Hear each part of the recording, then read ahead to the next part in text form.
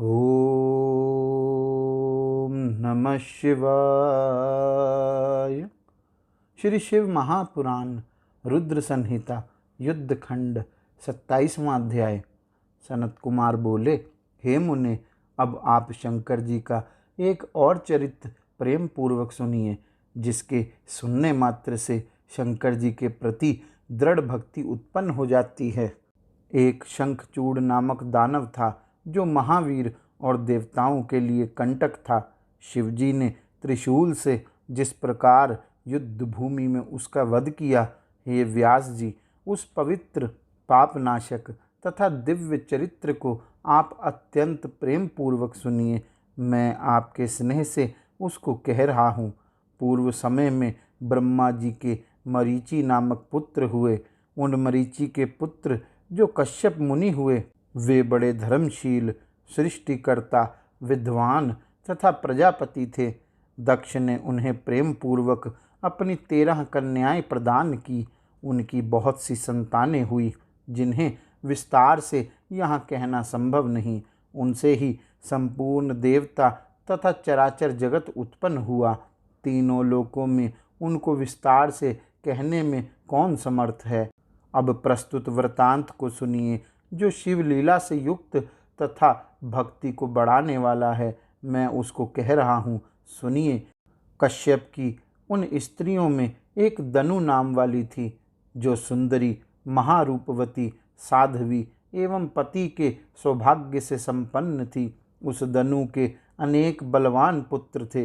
हे मुने, विस्तार के भय से मैं उनके नामों को यहाँ नहीं बता रहा हूँ। उनमें एक विप्रचिति नाम वाला दानव था, जो महाबली और पराक्रमी था। उसका दंभ नामक पुत्र धार्मिक, विष्णु भक्त तथा जितेंद्रिय हुआ। उसे कोई पुत्र नहीं था, इसलिए वह चिंताग्रस्त रहता था। उसने शुक्राचार्य को गुरु बनाकर उनसे कृष्ण मंत्र प्राप्त करके पुष्कर क्षेत्र में 1,00,000 वर्ष पर्यंत घोर तपस्या की। उसने दृढ़ता पूर्वक आसन लगाकर दीर्घ काल कृष्ण मंत्र का जप किया। तपस्या करते हुए उस दैत्य के सिर से एक जलता हुआ दुस्सह तेज निकलकर चारों ओर फैलने लगा। उस तेज से सभी देवता, मुनि एवं मुनिगण संतप्त हो उठे और इंद्र को आगे कर वे ब्रह्मा जी की शरण में गए। उन लोगों ने संपूर्ण संपत्तियों के दाता ब्रह्मा जी को प्रणाम करके उनकी स्तुति की और व्याकुल होकर अपना वृतांत विशेष रूप से निवेदन किया। उसे सुनकर ब्रह्मा भी उन देवताओं को साथ लेकर उसे पूर्ण रूप से विष्णु से कहने के लिए वैकुंठ लोक गए। वहां जाकर सबकी रक्षा करने वाले त्रिलोकेश विष्णु को हाथ जोड़कर प्रणाम करके विनम्र होकर वे सब उनकी स्तुति करने लगे। देवता बोले, हे देवदेव, हम नहीं जानते कि किस तेज से हम सभी अत्यधिक संतप्त हो रहे हैं। इसमें कौन सा कारण है, उसे आप बताइए। हे दीन बंधु, आप संतप्त चित्त अपने सेवकों की रक्षा करने वाले हैं। हे रमानाथ, आप सबको शरण देने वाले हैं। हम शरणागतों की रक्षा कीजिए, रक्षा कीजिए।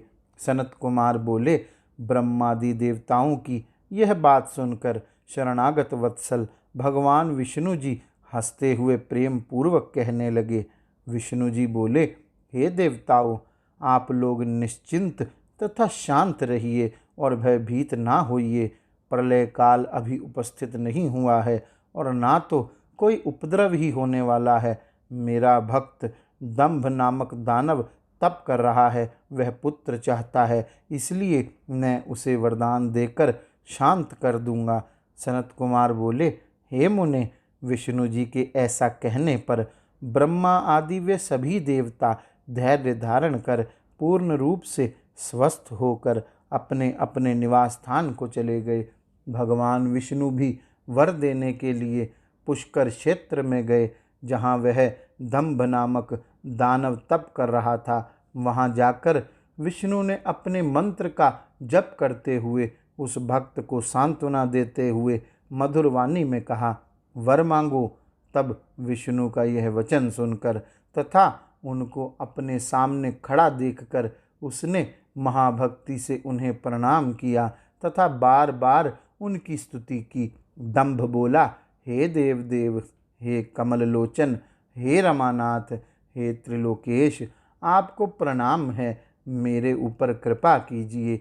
आप मुझे महाबली, पराक्रमी, तीनों लोकों को जीतने वाला वीर, देवताओं के लिए अजय तथा आपकी भक्ति से युक्त पुत्र प्रदान कीजिए।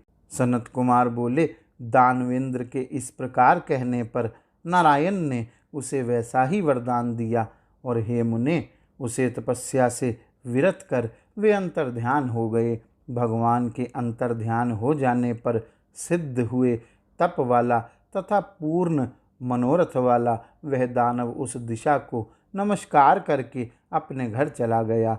इसके बाद थोड़े ही समय में उसकी भाग्यवती पत्नी ने गर्भ धारण किया और अपने तेज से घर को प्रकाशित करती हुई वह शोभा प्राप्त करने लगी। हे मुने, सुदामा नामक गोप, जो कृष्ण का प्रधान पार्षद था, जिसे राधा ने शाप दिया था, वही उसके गर्भ में आया। समय आने पर उस साध्वी ने तेजस्वी पुत्र को जन्म दिया। इसके अनंतर पिता ने बहुत से मुनियों को बुलाकर उसका जात कर्म संस्कार करवाया। हे द्विज श्रेष्ठ, उसके उत्पन्न होने पर महान उत्सव हुआ और पिता ने शुभ दिन में उसका शंखचूड़ यह नाम रखा। वह शंखचूड़ पिता के घर में शुक्ल पक्ष के चंद्रमा के समान बढ़ने लगा और बाल्यावस्था में ही विद्या का अभ्यास कर अत्यंत तेजस्वी हो गया। वह अपनी बाल क्रीड़ा से माता पिता के हर्ष को नित्य बढ़ाने लगा। वह सभी को प्रिय हुआ और अपने कुटुंबियों को विशेष प्रिय हुआ। इस प्रकार श्री शिव महापुराण के अंतर्गत द्वितीय रुद्र संहिता के पंचम युद्ध खंड में शंखचूड़ोत्पत्ति वर्णन नामक 27वां अध्याय पूर्ण हुआ। गौरी शंकर भगवान की जय। ओम नमः शिवाय।